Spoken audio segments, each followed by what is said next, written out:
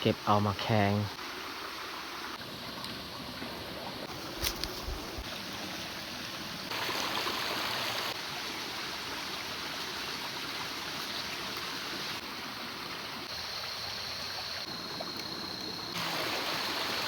เสียงแนวอื่นน่าจะบ่ยินถ้าว่าเสียงแบบว่ามันบ่แห้งคนที่รอดมาได้สามารถปินปัวได้ก็ขอให้ปลอดภัยเนาะ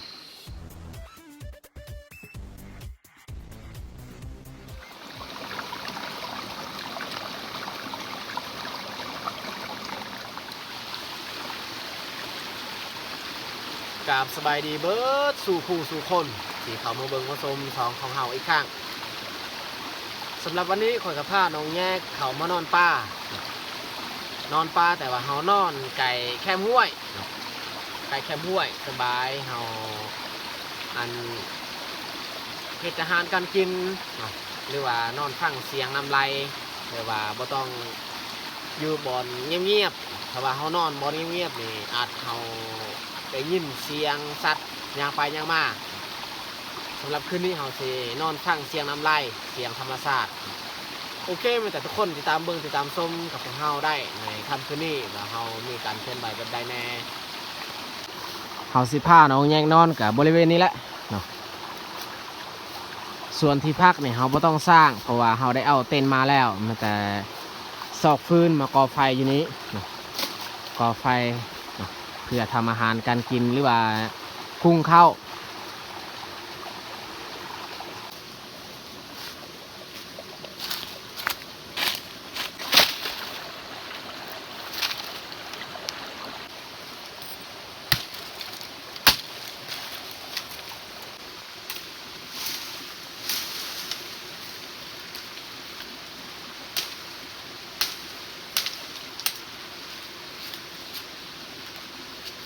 ตัดเอาไม้ไล่เพื่อเขาจะเฮ็ดอันนั้นไม้ที่เขาเสียบใส่ดินแล้วก็เอาหม้อมาหอยเวลาเขาต้มข้าวเขานอนใกล้ๆอันนั้นต้นไม้ไล่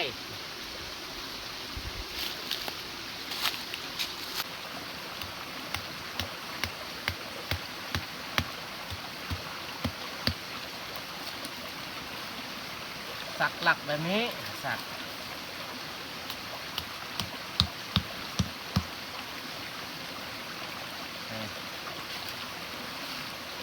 ลองมาใส่ก้อนว่ามันจะพอดีหรือบอ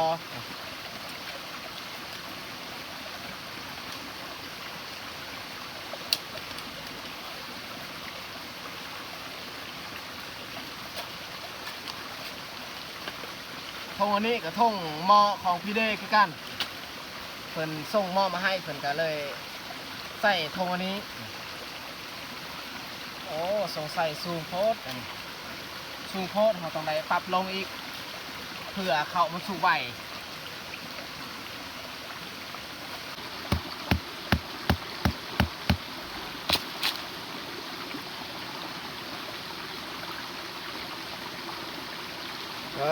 สำนี้พอดีเป๊ะสำเขาต้องการมันแต่เอาฟืนมาซุ่มใส่แล้วก็ดังเลยถ้าว่าเขาเฮ็ดตัวนี้ตำลังนี่มันฮ้อนเนาะต้องได้เฮ็ดอันนี้ไปก่อน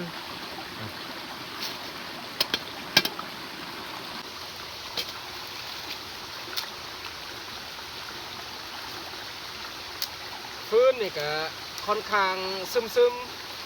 เพราะว่า2-3 วันที่ผ่านมาเนี่ยฝนตกยันว่ามันบ่ติดปานใด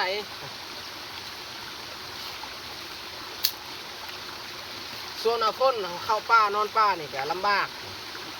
ส่วนหน้าแรงแบบนี้นี่สบายเรื่องเฮ็ดอาหารการกินดังไฟนี่ง่ายติดง่าย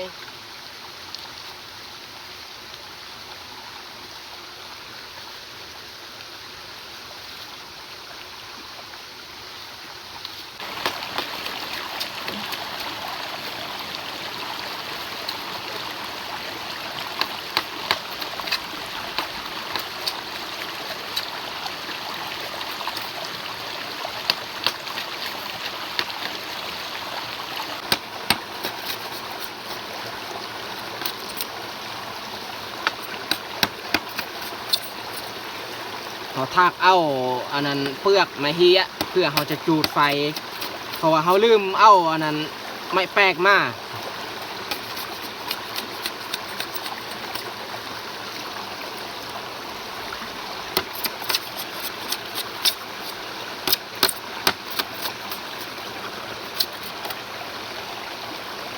ก็จะได้แล้วสำเนียง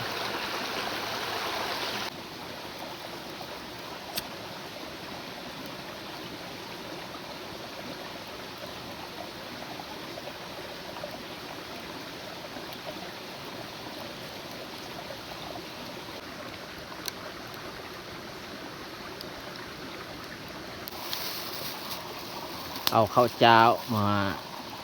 หุงอยู่นี้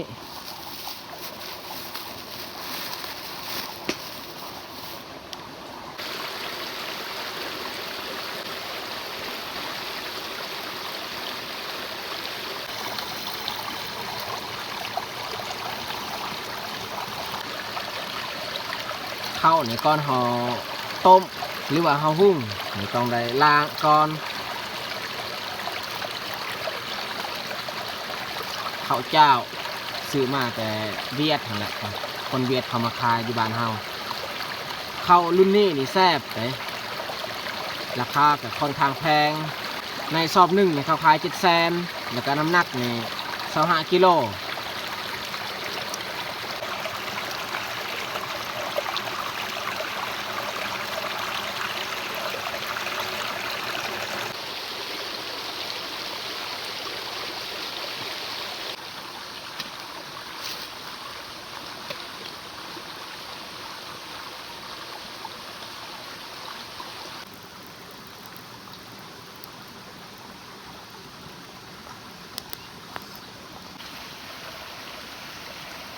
แล้วในขณะที่เฮากำลังต้มข้าวนี่เฮาสิพาน้องแยกออกไปเก็บผักกูด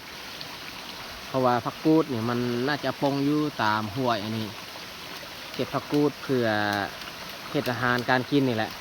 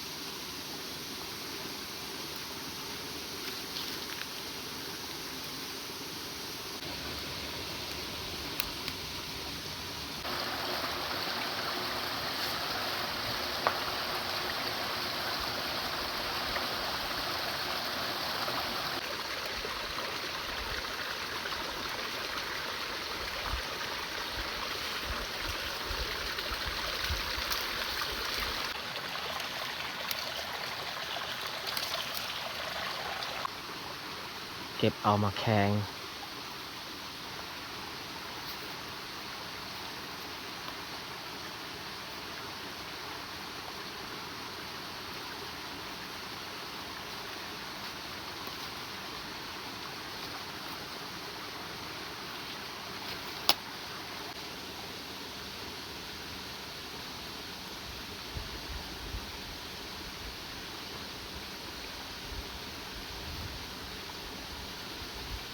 มาแข็งก็เห็นแต่ต้นเดียว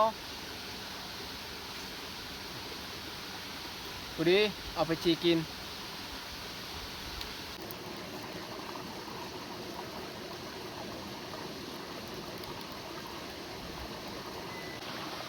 กูดีเฮากลับมาแต่เก็บผักกูดข้าวของเฮาก็น่าจะสุกแล้วน้องแยกเปิดเบิ่งมั้ยโอ้คือสิสุกอยู่ในก้อนเฮาสิเฮ็ดอาหารนี่เฮากางเต็นท์ไปก่อนเพื่อข้าวของเฮามันสุกละเอียดกางเต็นท์ก่อน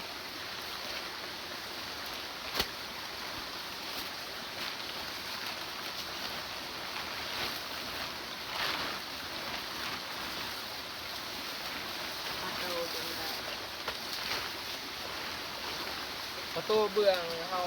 ดังไฟอันนี้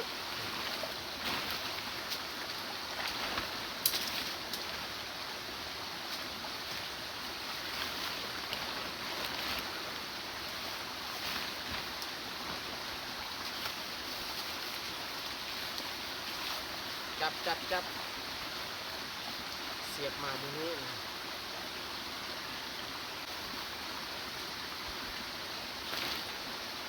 นี่ปลอบใจ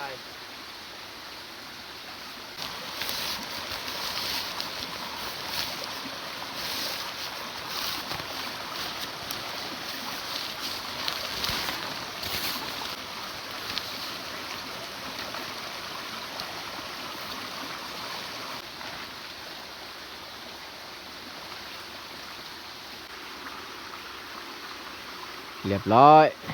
สำหรับที่พักของเฮาหรือว่าเฮากางเต้นเอาผ้าห่มเขาไว้ไปไหนเลยแล้วก็มีอันนั้นดอกไฟนี่ดอกไฟเอาเข้าไปไหนเลยออกมาวันนี้เฮ็ดของกินสำเร็จเฮากางไว้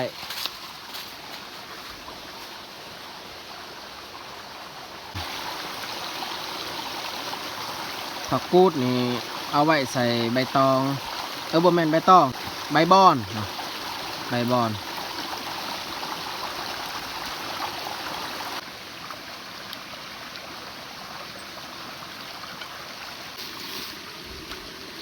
ตักเข้าใส่พานี้เพราะว่าเฮาสิต้มของกินต่อถ้วยเฮาก็มีอยู่ถ้วยแต่ว่าถ้วยอันถ้วยยางข้าวฮอดนี่เฮาบ่ควรไว้ใส่ถ้วยยาง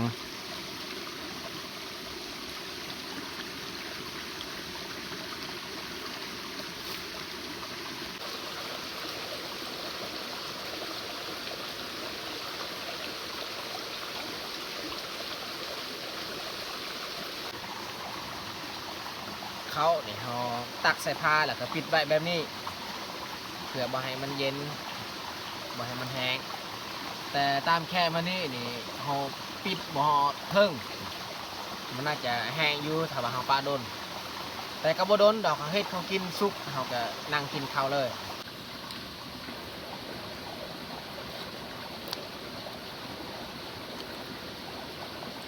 บิปลาแห้งต้มปลาแห้งใส่ผักกูด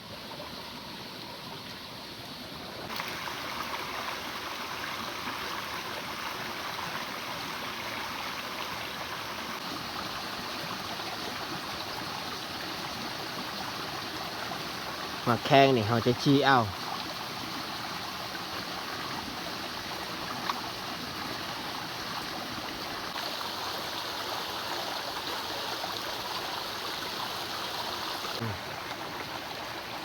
ใส่เลยแจวเขาตำมาเรียบร้อยเกลือแป้งนัวเผ็ดผักเทียมต้มปลาก้อนแล้วจึงคอยใส่ผักกูด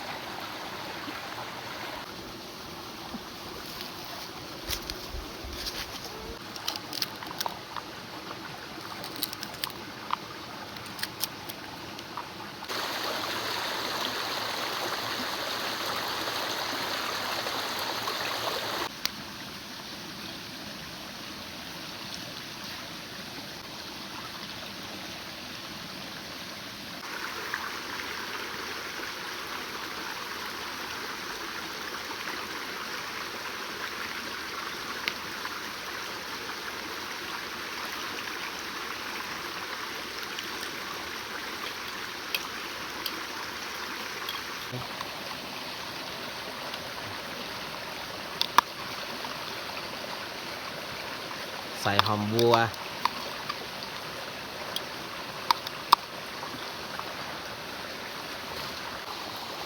เขาเอาผ้าบัดมาปูบอนเขาจะนั่งกินข้าวเพราะว่าตามเขาเบิ่งสภาพอากาศนี่น่าจะบ่ตกก็เลยต้องเอามาปูถ้าว่าฝนตกเขาก็กั้งของกินก็น่าจะสุกแล้วต้มปลาแห้งใส่ผักกูดน้องแยงโป้งออกเลยนี่อันนี้ก็สุกพอดี จีมาแข้งตั้งไว้อยู่หั่น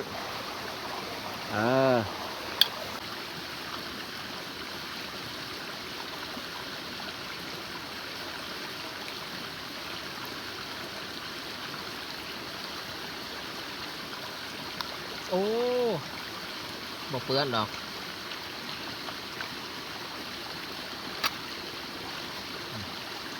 บวงกลางนี่ใส่นี้นี่ใส่นี้ส่วนของกินนี่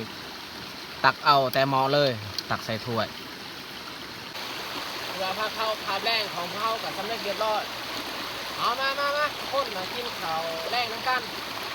นี่เอากินข้าวส่วน6 โมงแรง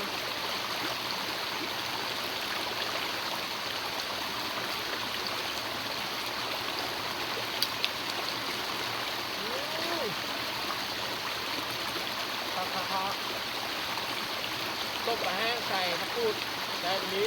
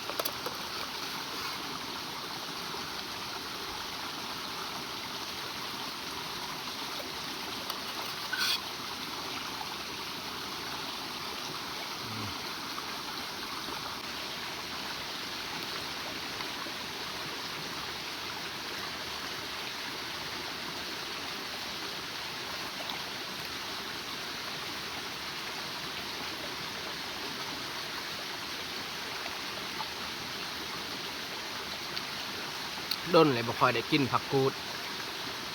ดนี่ถ้าว่าเฮาบ่เข้าห้วยนี่เฮาจะบ่ได้กิน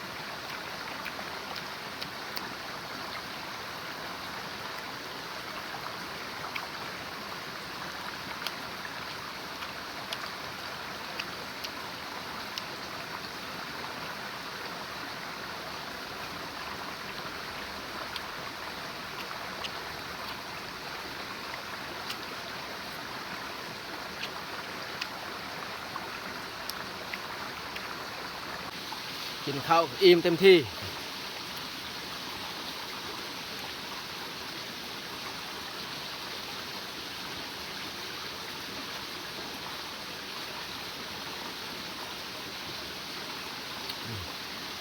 น้ำเบิดก็ต้องได้ตักน้ำหัวนี่แหละกินเลย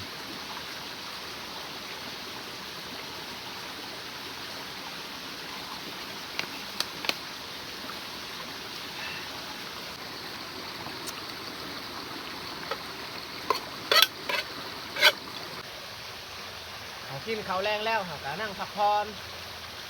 บรรยากาศก็ยังบ่ทันมืดนั่งชมบรรยากาศ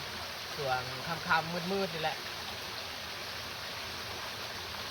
นั่งชิงไทย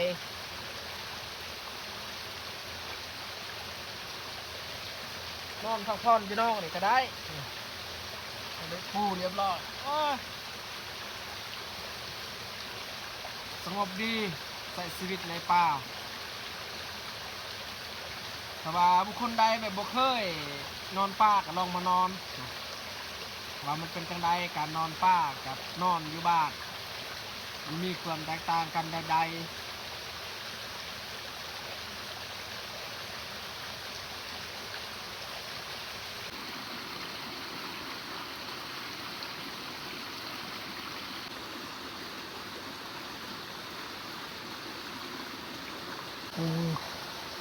นกมาจับต้นไม้ฮะทุกคนเห็นบอก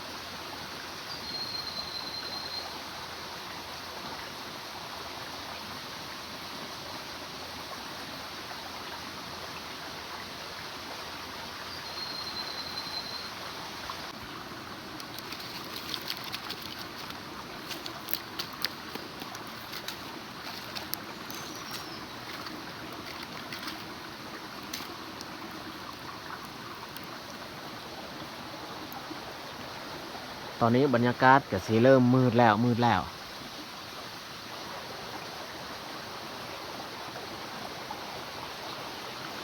ส่วนน้องแยกก็เข้าไปนอนลิ้นอยู่ในเต็นท์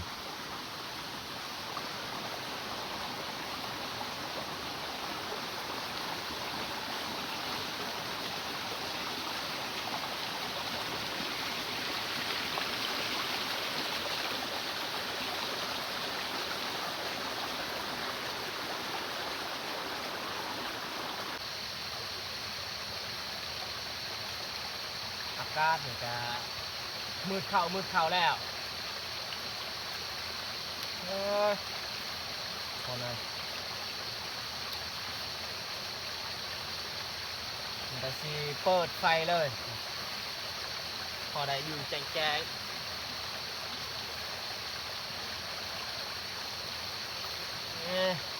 ได้ดียุ่งบาดเลย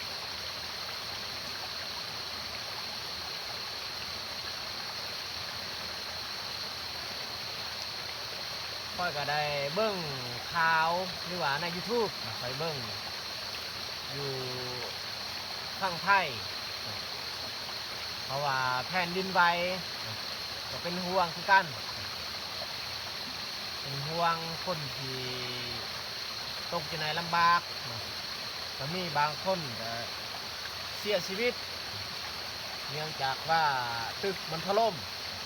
ตามค่อยเห็นในข่าวนั่นแหละใน YouTube จะได้ก็ขอให้บุคคลที่รอดมาได้แต่ขอให้ปลอดภัยซะส่วนคนที่เสียไปแล้วครับก็จักสีวาเพราะว่ามีบางคนนี่เขาบ่เห็นยังฆ่าอยู่ในตึกที่ถล่มนั่นแหละ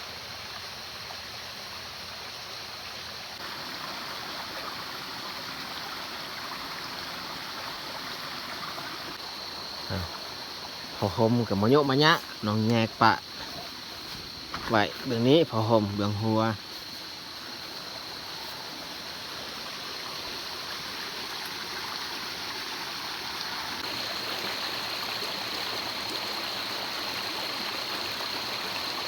ตอนนี้กับเวลา8 โมง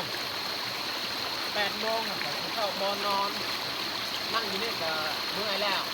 ก็ไปนอนพักผ่อนอยู่ในไปเขานอนปิดไฟเลย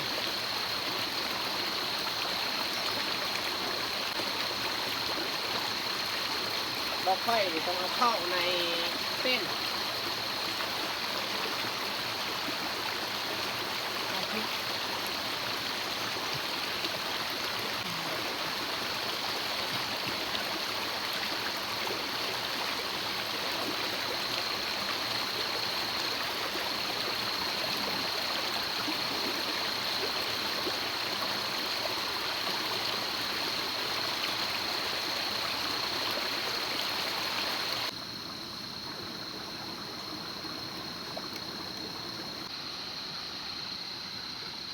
สงสัยอุ่นและน้องแยกเขาไปในเต้นเมื่อกี้นี่นั่งพิงไฟอยู่นอกอุ่นบ่น้องแยกอุ่นเขาไปในเต้นนี้อุ่น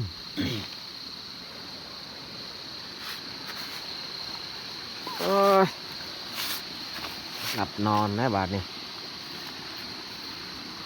นี่หลอดไฟปะอยู่นี่นอนฟังเสียงน้ำไหลนี่แหละเสียงแนวอื่นน่าจะบ่ยินถ้าว่าเสียงแบบว่ามันบ่แห้งจะบ่ยินแน่นอนยินแต่เสียงน้ำไหลเท่านั้นน้องแยกนี่เวลานอนนี่เอาผ้าห่มปกหัวส่วนค่อยนี่บ่มักปานใดเรื่องผ้าห่มปกหัวถึงว่าอากาศหนาวส่ำใดก็ตามหัวนี่ค่อยบ่มักปกปานใด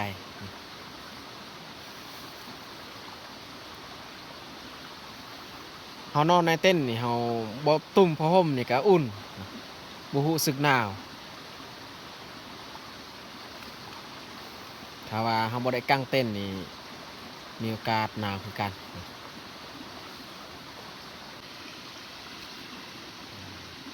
เต็นท์ของเฮานี่3คนนอนพอดีเลยเพราะว่าเฮาก็มีแต่คนน้อยๆ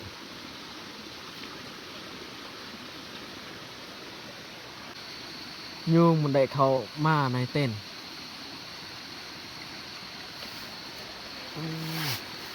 นี่แมงอันนี้ก็ได้เข้ามา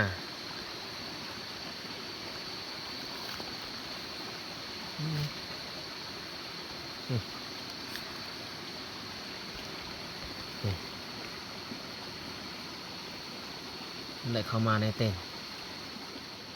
คืนนี้นี่นอนฟังแต่เสียงน้ำลายเท่านั้นเสียงแนวอื่นน่าจะบ่ยินมี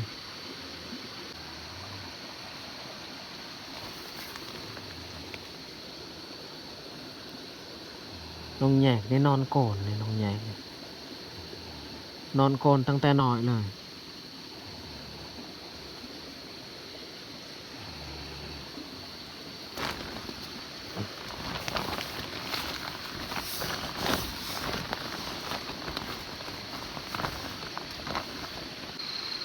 วันที่28วันที่29ข่อยเห็นอันนั้นแผ่นดินไหวอยู่ฝั่งไทยหรือว่าอยู่เมียนมาเนาะ2ประเทศที่เขาว่าแผ่นดินไหวอยู่ไทยหันตึกถล่มก็ได้เบิ่งได้เห็นเนาะ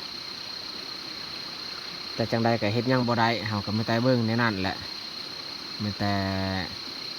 อีตนสงสารคนที่ถูกบาดเจ็บเนาะแล้วก็มีบางคนที่เขายังบ่ทันเห็นในตึกนั้นเนาะก็เป็นตายต้นเนาะจังใดก็คนที่รอดมาได้สามารถปินปัวได้ก็ขอให้ปลอดภัยเนาะให้อยู่ดีมีแห้งให้เฮ็ดเวียกเฮ็ดงานตามปกติเหมือนเดิมเขาก็มันแต่เบิ่งหั่นแหละเฮ็ดหยังบ่ได้เนาะไอ้ตนเขา